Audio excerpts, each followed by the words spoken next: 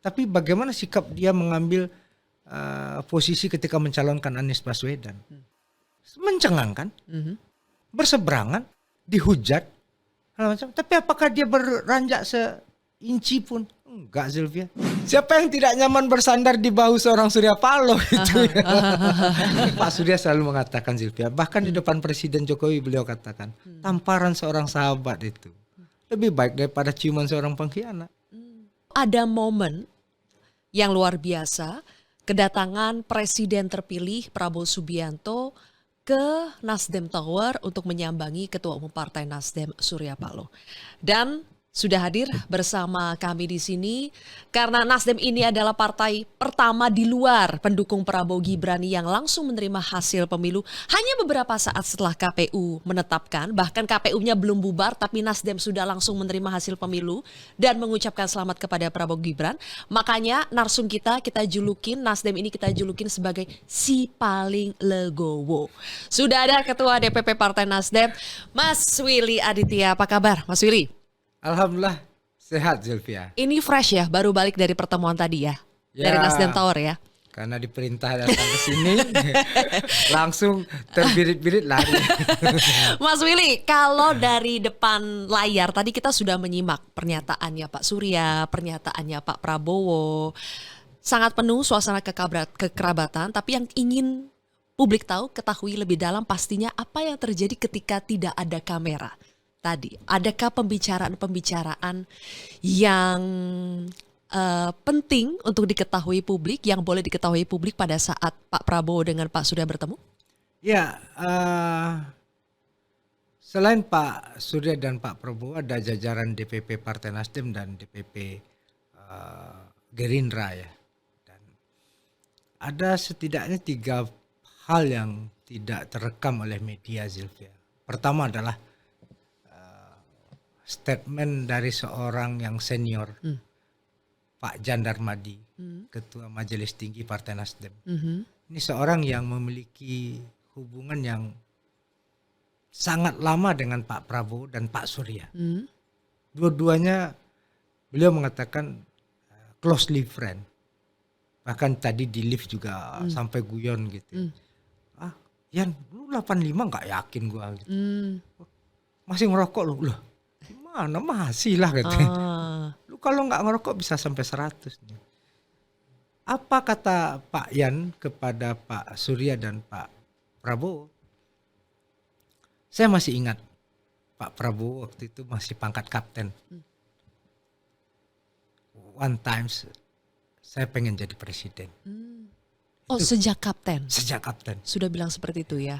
Dan Pak Yan itu mendengarkan langsung? Ya, mereka berteman sangat dekat. Pak Yan bilang, suatu cita-cita yang besar tapi dalam situasi ini, Orde Baru waktu itu sulit sekali. Dan, itu tahun 85 ya, Pak? Oh bukan, umur Pak Yan yang 85. Umur Pak Yan, oke. Habis itu Pak Yan juga sama Pak Surya, artinya beliau sekarang Ketua Majelis Tinggi Partai Nasdem. Oke. Berhubungan sangat dekat sekali. Pak Surya dikatakan oleh Pak Yan seorang yang memiliki komitmen tinggi luar biasa terhadap Republik ini.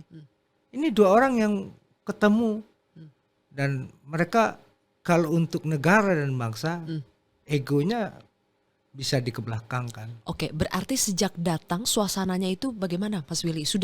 Sudah cair atau masih ada kekakuan? Itu kan gerimis tadi ya.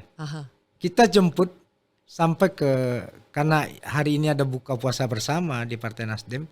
Jadi karena ada tenda-tenda, ada taruh itu, jadi kita jemputnya di gerbang dalam suasana gerimis dan ya langsung luar biasa jalan ke atas. Dan Zilvia ini terkesan singkat, bukan waktu yang penting. Karena kalau dibandingkan dengan 2 pertemuan sebelumnya, pertemuan di Gondang Dia dan pertemuan di Hambalang, itu di meja makan aja 5,5 jam. Di Hambalang juga seperti itu. Sayang ini dalam suasana, bukan sayang, ini Ramadan, ya tentu tidak ada hidangan. Hidangannya tentu setelah buka puasa, tapi singkat, padat, dan penuh makna. Apa yang kedua ada pembicaraan tadi. Pak Prabowo menyitir sebuah penelitian yang dilakukan oleh sebuah lembaga riset di Rusia tentang Indonesia memiliki semua syarat untuk menjadi negara besar. Semua syarat. Satu, negara dengan sumber daya alam yang besar, sumber daya manusia yang besar, negara demokrasi yang besar, ekonomi sedang naik. Apa problem pokoknya adalah bagaimana elitnya bisa berkolaborasi, bisa bekerja sama satu dan lainnya. Nah, jika kita refleksikan, Indonesia merdeka, Zilvia. You can imagine. Ini kan Ben Anderson bilang the imagine community. Etnisnya berbeda-beda, bahasanya berbeda-beda, spektrum ideologi politiknya berbeda-beda. Agamanya banyak sekali. Apa yang bisa mempersatukan para founding fathers itu adalah dialog. Berdialog.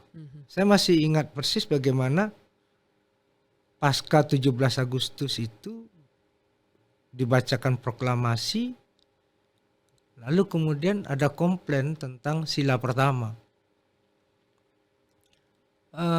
Mereka datang ke Bung Hatta rame-rame. Bung, kalau Indonesia hanya dijalankan berdasarkan syariat Islam bagi kaum muslim, kami yang Katolik, yang Kristen, yang Buddha, Hindu dan lain sebagainya di mana, Bos? Besoknya Bung Hatta mengumpulkan semua tokoh-tokoh Islam. Jangan hanya karena ini kita bubar jalan. Ada kerelaan dari kaum muslim sendiri. Dan itu basisnya dialog. Itu apa yang disitir oleh Pak Prabowo hari ini di Nasdem Tower. Itu mengingatkan saya bagaimana Republik ini modal dasarnya adalah dialog. Dan persis betul. Dan hari ini Pak Surya, ya tadi si paling legowo gitu, mempertontonkan dalam dua ranah, Zilvia. Ranah pertama adalah sebenarnya apa yang pertontonkan Pak Surya kan it should be. Kenapa? Kita hidup di sistem dan di negara demokrasi dan harus memiliki democratic culture. Democratic culture itu apa? Siap menang, siap kalah. Dan itu selalu disampaikan oleh Pak Surya. Setiap kandidat yang running berkontestasi itu mempersiapkan pidato kemenangan dan pidato kekalahan.